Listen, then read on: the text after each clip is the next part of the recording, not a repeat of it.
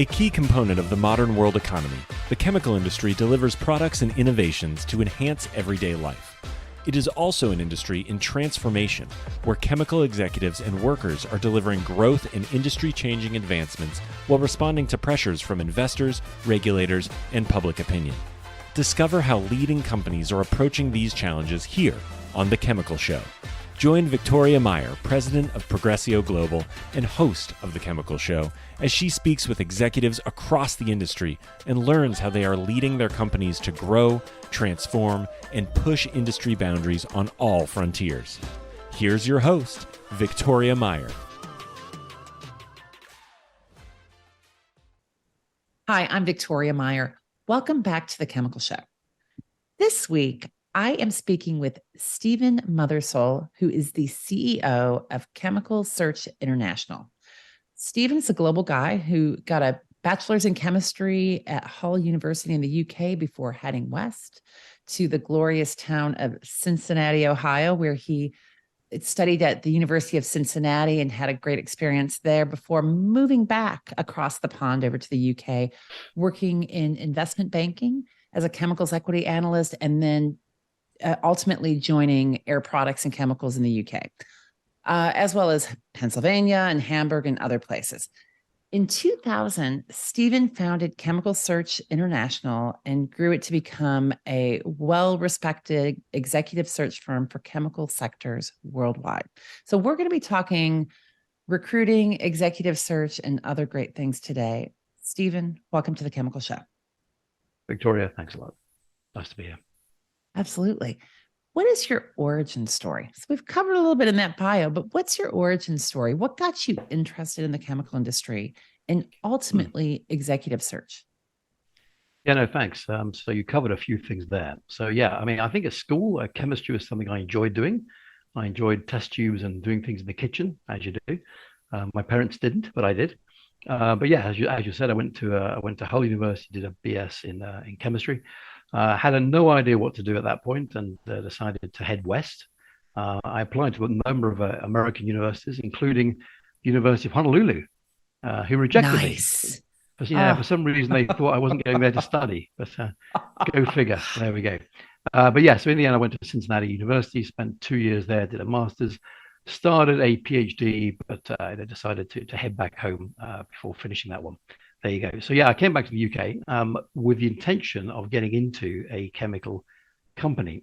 Bizarrely, I found it very hard to get a job at that point during I think this particular part of the economic cycle. So in the end, I went into the city, with a very unusual move to do. A friend of mine who worked in banking said, "You can be an equity analyst." And I remember my first interview, and they said, "What do you know about stocks and shares?" And I said, "Not very much, to be frank. But I'm happy to learn."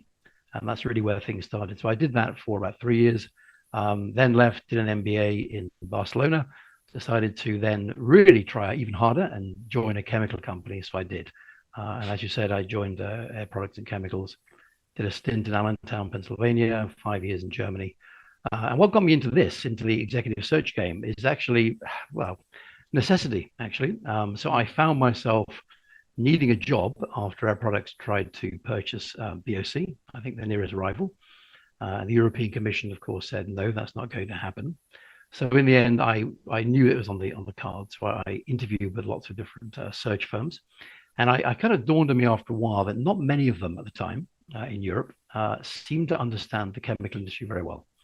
At least that's my perception. And so I thought to myself, no, how hard can this be? I'll set a search firm up and see whether I can either A, find myself a job, or B, I might enjoy it so much I keep doing it. And of course, the answer was B. 23 years later, we're still doing it, and I'm enjoying it immensely. What can I say? Awesome. So that's what I got. That's how I got into doing it. There we go. Very cool. So tell us a little bit about Chemical Search International. Yep. So we started really with just myself way back in 2000. Slowly grew over the years, and our recipe was always the same. We decided to effectively, maximize on the industry knowledge understanding, because that was the bit that was missing. So everyone who works for us now, we're about 15 at the sharp end who do the actual search work. We're all from the industry. We've all worked for large chemical companies some way or other. Today we're about equally split. Some folks in the States, some of us in Europe, and some guys in Asia. And we do middle to C-suite roles effectively as a proper executive search. That's what we do. So I think we've got a few USPs, I suppose. I think one of them, of course, is the global nature of what we do. Another one, very much, we're all from the industry, so we think we know what we're talking about, which is a good thing. And I think the other thing as well, which I really maximize upon, is the sort of the consultative nature of what we do. We very much like to act as a partner. We don't just say resumes. We interview in depth.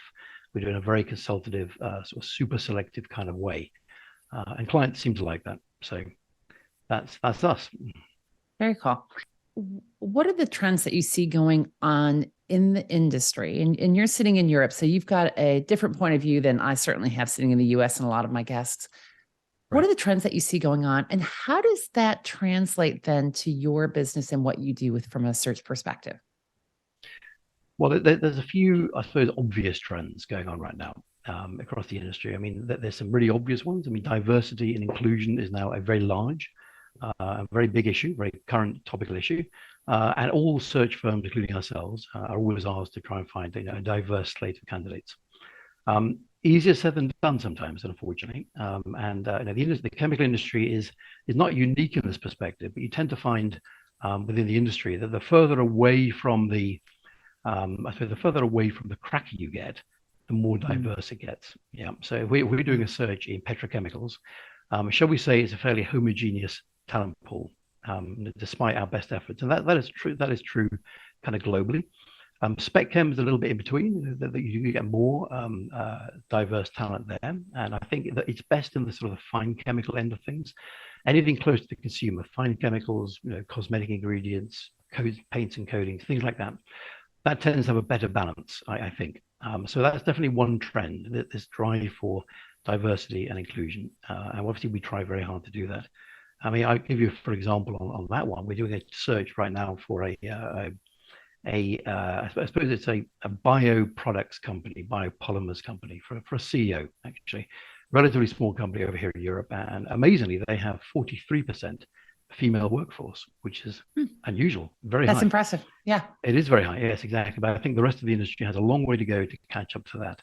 And that is caused by a number of issues. It's also caused by less younger people moving into the industry, doing degrees in the STEM sciences over a number of years. So that's been declining for a number of years. And of course, that feeds through to finding it hard to find anyone, quite frankly, let alone diverse talent.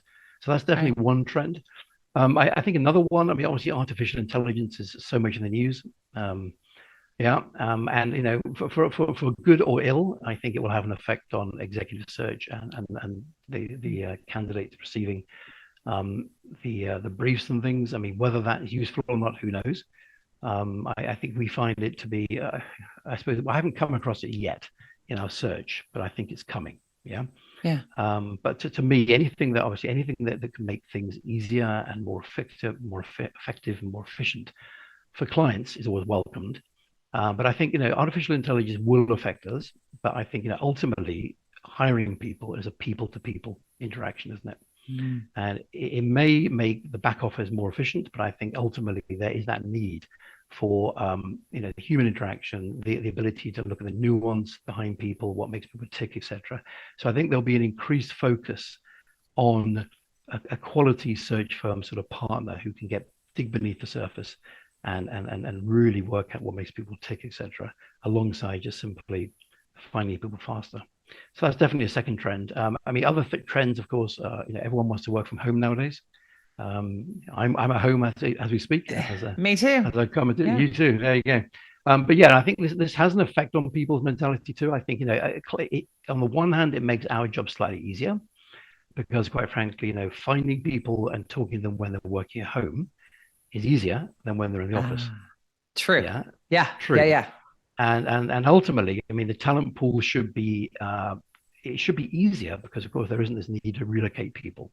So I think certain functions will always struggle with this. It won't help them. So R&D and technical roles where you need to be on a plant, then yes, that won't help them. But I think sales roles and a lot of roles now, which are broader and you can work remotely, That makes it easy to find people.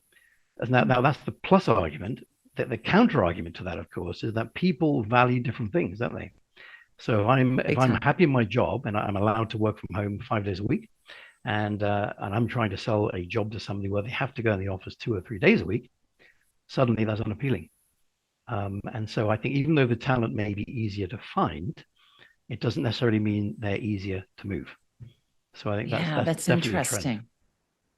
And I think Yeah, sometimes one of the things with that, Stephen, is it's sometimes hard to know what it really is going to feel like when you make that shift and what that looks like. So, I reflect back to when I went from Shell to Clariant. We had 980 system, so every other Friday off, and it was a very global company, and you could work from home period. If you needed to, you just kind of set your schedule like that. And then I went over to Clariant, which number one, did not have 980s. So you're in the office Monday through Friday. And I worked, my business was more relaxed about whether or not you were in the office, but the business I sat with was not. And it's like, you kind of almost even realize the stress that puts on you until you're living in it. So I think this whole aspect, it's easy for us to recognize the situation that we're in and the pros and cons and what we like about it. And we think we can envision what the other scenario will be, but until you're actually in it, you don't know it. You don't. I've got another good example of this one, I suppose. I mean, we recently did a search in Europe for an MD of a company. And one of the first candidates I called indicated to me that they lived only 30 miles away, very close. And they said, perfect, easy commute, no problem at all. A month later or 6 weeks later, when it finally came down to an offer, they finally said, you know what, I just can't do it. I'm so used to working from home. I cannot envisage going in 5 days a week to this location, even though it's only half an hour drive. Right. So I think, people have got institutionalized, and it's a trick. Yeah. It's difficult. Tricky times. Yeah, tricky.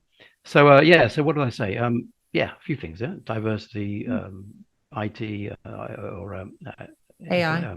AI. Yeah. I mean, the other one I think that kind of goes along hand in hand with all this in some ways is, what companies are looking for, and I think this whole thing around soft skills has become, far more important than it was before. And I think, in a workplace where, you've got to get that fit right, you've got to get that person's fit right. Yeah. And the soft skill side of things has become, again, increasingly more important. We see it more with more senior roles. But what is it when you talk about soft skills? Yeah. What are you really referring to? I mean, because that covers a broad range. It does. It really refers to personality, motivation, what makes people tick. Yeah. As opposed to, can they do the job? I mean, and I think, the whole area of psychometrics, of course, is designed to try and address this whole issue. And yes, we use them, but I think one of the things we probably pride ourselves on is we're quite obsessive with not only interviewing the candidates, but also in some ways interviewing or looking at the who they're working for. What is their personality like? Just to make sure you get that fit. Because people leave jobs for all manner of reasons, and one of the biggest reasons is they just don't get on with their boss or their peers or something like this. And I think that's now been recognized. So you've got to have a meeting of minds, and I think people have recognized this. So it's not enough now just to be able to do the job. You've got to make sure you fit, the personality fits. So we spend time doing I'm going to challenge you on this a little bit, Stephen. Go on. Because we started out talking about DEI and how important that is. And yet, when you're judging people on fit, it can be anti-diversity of all varieties. How do you get around that? I mean, because one, DEI is often just seen as a metric and a target, and do I have representation of different races and genders and what have you. Fit's very important, but fit is also a really hard standard to meet. And a lot of people would argue that fit keeps the status quo. That's a very good point, actually, Victoria. It is. And you're absolutely right. I mean, historically, people hire people who look like them. That's what they've always said, yeah, and it's Yeah. true. Similar Or if not, values. You look like me, you similar talk like values, me, we have similar yeah, you values, etc. similar body language, all this kind of thing. No, exactly. Yeah. You're absolutely correct. I mean, that I think has always been an issue. I mean, I think certain companies in the creative sectors do very well, that they recognize that one size cannot fit all. Yeah. But I think that's definitely a hurdle to come over or overcome. I mean, I think things like psychometrics and things which are, I suppose, quasi-scientific to try and homogenize these things, so you're seeing the same set of skills with everybody, irrespective of diversity or background. That's important. We run a particular one which is done in different languages. Of course, that can't actually level out different attitudes to certain questions. That's always the hard thing. So, for example, somebody in the Far East, do not like the people in Asia generally often do not like talking about themselves or promoting themselves. People in the US enjoy it very much, should I say? And I guess in Europe we're kind of in between, yeah.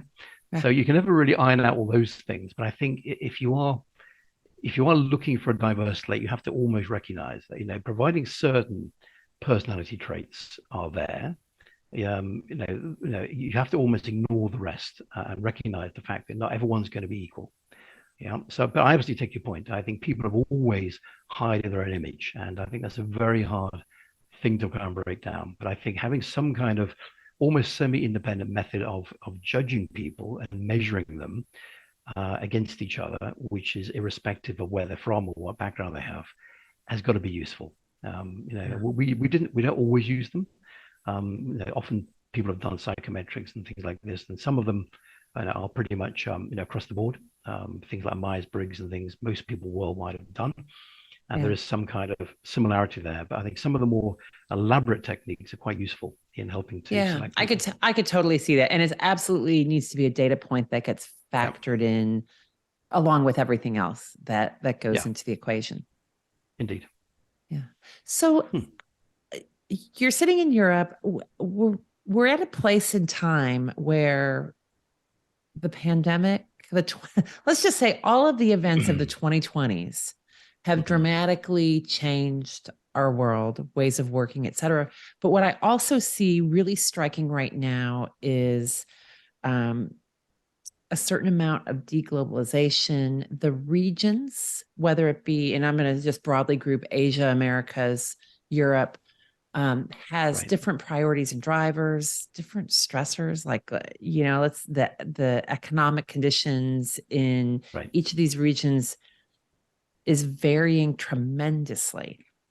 How do you see this playing out, and how does this play out in your world when you're thinking about executive search? Are your levels of activity different in different regions?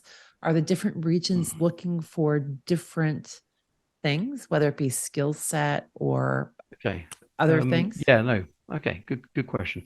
I mean, I think ultimately, everyone wants the same thing. Yeah, everyone wants a candidate who is the best at the job, who will stay forever, and will never want to pay a rise. Yeah, so that's what everyone wants. Obviously, that doesn't happen. But I think in different regions, there's no question. Different regions, I think culturally, people look for slightly different things. I think that's really what you're getting at here. So we find in the US, where the US is very, very, and it's true, I think also of India is a little bit like this, China is a bit like this, Japan is like this, is very, very much governed by experience, your experience and your education. Where have you been to school? How good is that qualification, etc.? Is that experience relevant? That is very much still, I think, front and center what people look for. The other side of things, the soft side of things I mentioned earlier, I think are probably less critical, or they're often not looked at a great deal. Certainly US hires. I mean, US hires, it's very hard to ask certain questions, and you can't ask anything personal, of course, can you? That makes it quite hard sometimes to really get beneath the surface of what makes people tick. That makes it harder. So I think after COVID, I think things have changed in terms of culturally what people look for. That's still the same, but there have been some changes in terms of how people behave. Yeah.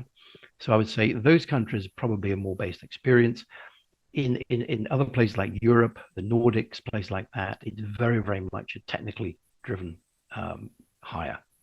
Yeah. Technical experience and prowess in the area you're in, whatever field that is really the preeminent thing, I think. Almost eclipses overall experience, or certainly eclipses sort of personality and things like that. And then I think the interesting one, the slightly harder one to do, would be places like Southern Europe, Middle East, maybe. And this very, very relationship driven. And making a hire isn't so much, it's really, I hate to use the expression, who do you know? I mean, that's certainly part of it, of course, but it's really the networking ability, the soft side, the likability of people. Do they fit the team? Those things are really very important. And that's more a cultural stereotype in some ways, but it does seem to feed its way through into executive search too. So what we look for is on the surface all the same, but I think once you get into the detail, what you're focusing on is slightly different depending upon where in the world you're hiring. I'm not sure. Did that answer your question? I'm not sure. Yeah, that's great. That's great. And actually, it leads me in. It's a good segue into my next question, which is, you allude to Southern Europe and Middle East being very relationship driven. And this whole aspect of how do you find candidates, right? So it seems that LinkedIn and other social media would like to be the place, right? I mean, it's very easy to find. It seems on the surface like it's very easy to find people on those platforms.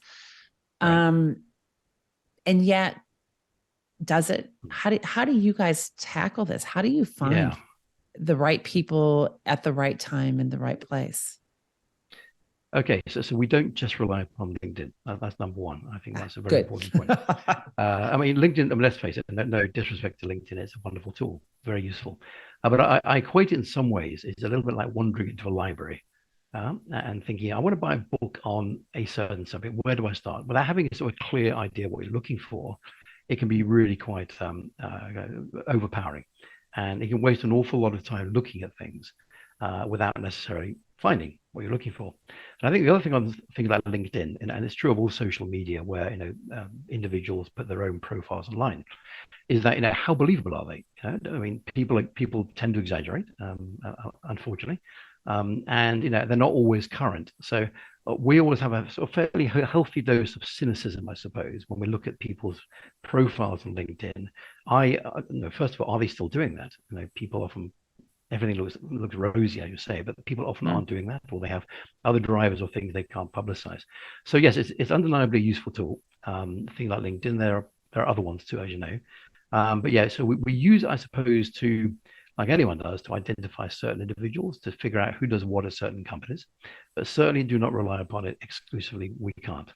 And unfortunately, what's happened in the world of executive search and talent is there's almost been a plethora of new startups and companies doing what we do, who almost exclusively use that because it's it's an open book of names, makes it easy. So what we would say is how we find people. I think we have like five ways we find them. Good old-fashioned executive search, i.e., calling companies, researching companies, figuring out who does what. We do a lot of that.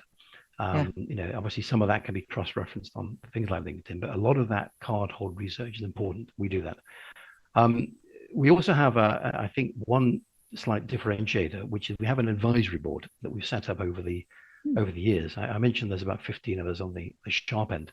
But very early on doing this job, I realized that we can't possibly have knowledge of every aspect of the chemical industry. There is such a multifaceted, fragmented industry. So we set about developing this advisory board. We have 72 of them, I think, which is quite good. And they cover a whole range of different parts of the industry. And so we go to them and say, look, who do you know in this network who's good? And they, of course, know where to go. That's useful. I think our website is not bad, dare I say. I think if you put into Google, chemical executive search, I think we're number 1 and 2 in lots of geographies. Yeah, we did something right years ago when we first set the site up. I'm not sure how, but there you go. I'm not going to mess with it. So we have that way of doing it. And obviously, we have our own little mini network as well, which we set up, a little sort of STEM LinkedIn that we set up. We use, it's got about 30,000 people or so on it. So we use that. Obviously, we use LinkedIn and other networking media to find people.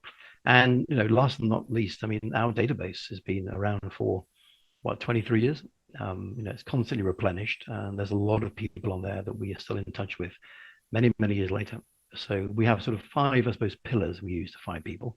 one of which is LinkedIn. Got it. So there you go. That's really cool. Are there particular industries or areas within the chemical industry that are most active right now when you look at talent development and talent movement?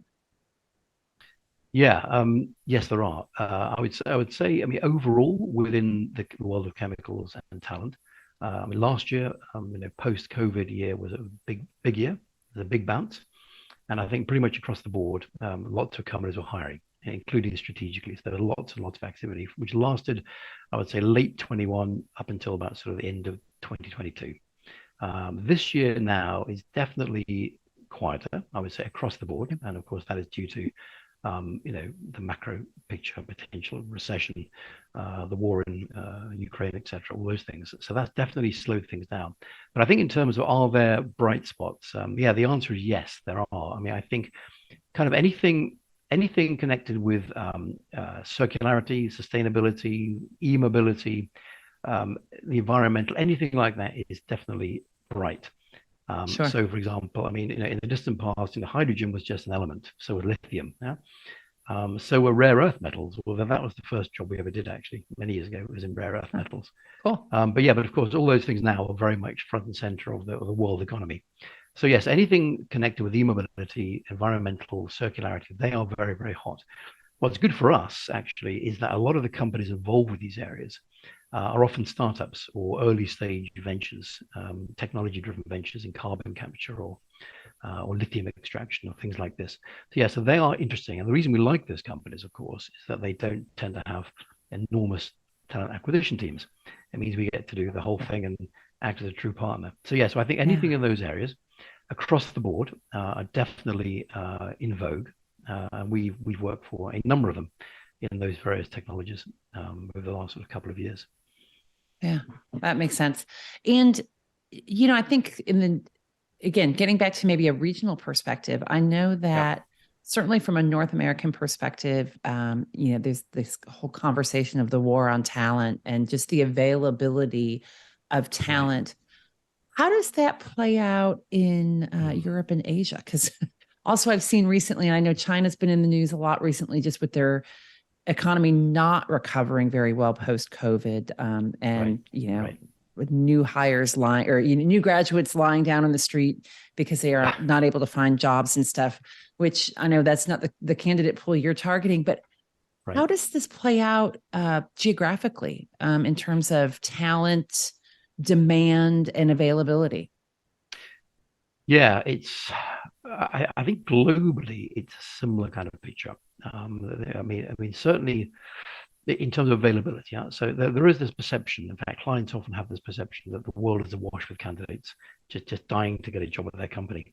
That isn't the case. I mean, the US has very high employment rates. The same in the UK, Europe, most of Europe too. I think China is probably a slightly different situation due to its own issues right now. But I think there's two things. Number one, there isn't that much sort of flex in the system. Many people are employed. The other thing being, of course, that a lot of people don't want to move. And I think what's happened here post-COVID is people's values have changed. It used to be, of course, you join a chemical company, you just stay there and you get progression and you move up through the ranks. It doesn't seem that way as much anymore. People value the work-life balance much more now, I think, than they did before COVID. Yeah, that's definitely one thing. So whether it be work-life balance or whether it be location, people want to work remotely, they like this kind of thing as well. Those things play a lot more than they did before. And what that means is even though, finding people who are out there looking for jobs is got harder because there are less of them, and actually moving people from one company to another who are actually happily employed has also got harder unless you obviously are prepared to offer a big incentive financially or something else. So it's definitely played out. I think globally, this is what's happened, and it's definitely a sort of a repercussion of COVID.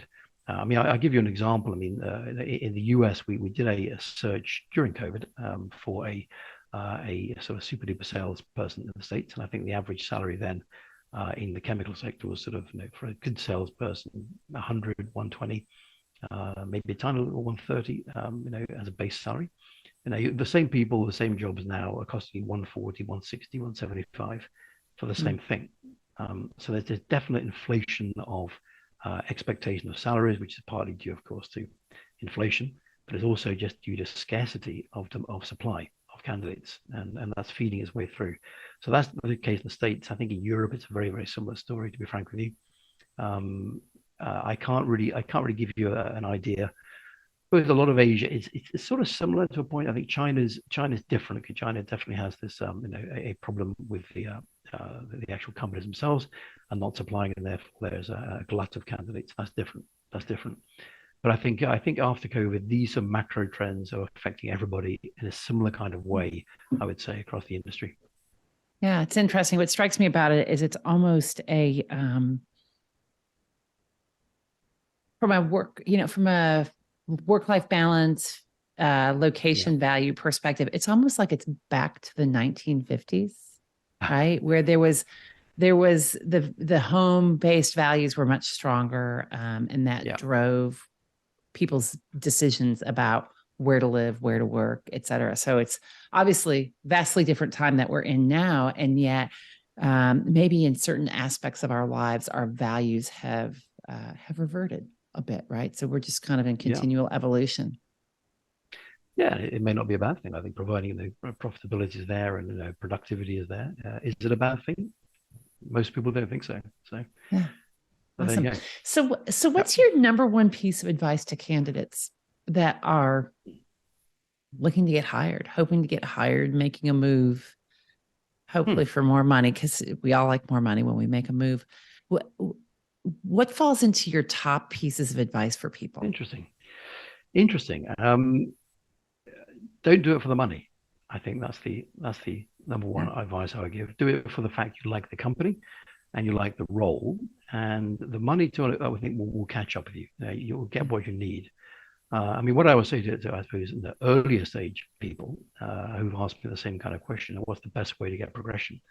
And I would say the same thing, which is don't have outside interests. Do not focus your whole life on that job. And I tend to find in what we do is some of the most successful people we know, are they're captain of the local rugby club, or they are football scholars, or they do various things, or they're involved with their school's governorship program, whatever it may be. But having sort of very strong external values and external activities seems to feed through and make you somehow more valuable. And you're not sort of dwelling only on the money. So I think that's one thing I would definitely say. Yeah, that's great. That's great advice. Final question. What's your outlook on hiring for the rest of 23 and then heading into 24? I would say, I think 23, it has been quite flat. Yeah. I mean, I think until things sort themselves out with, the war in Ukraine, I mean, that's a definite suppressor of economic activity. Do we know where we are with that? And, the threat of the looming recession dwindles. I think it'll still fairly flat. Yeah, when we know where we are with that, it will pick up again. As I said to you, I mean, some of these areas are still fairly robust, but I think the heavy end of the chemical industry is still, and it's so dependent upon energy prices, etc., which is the problem. The middle bit, of course, is based upon consumer demand, pool chemicals and cars and polyurethanes and things like that. And all the time that there's flattened consumer demand, they'll be flattened. So I think the bright spark to the bright part still is probably, as I said to you before, fine chemicals, pharma, agri-chemicals, things like that. They're feeding into things that people still need. So they are still fine. But I think the other part of the industry, as I said, the heavy end and the specialty end won't pick up, I don't think, this year. Probably some point in 24, I've got a feeling it'll pick up back up again once we're hopefully past the threat of recession. Perfect. Sounds great. All right. Well, we'll stay tuned and we'll see where that plays out. Well, Stephen, thank you so much for joining us today on the Chemical Show. I really enjoyed our conversation. Great pleasure, Victoria. Thank you. Thanks. And thanks everyone for joining us today. Keep listening, keep following, keep sharing, and we will talk to you again soon. We've come to the end of today's podcast. We hope you enjoyed your time with us and want to learn more. Simply visit thechemicalshow.com for additional information and helpful resources. Join us again next time here on The Chemical Show with Victoria Meyer.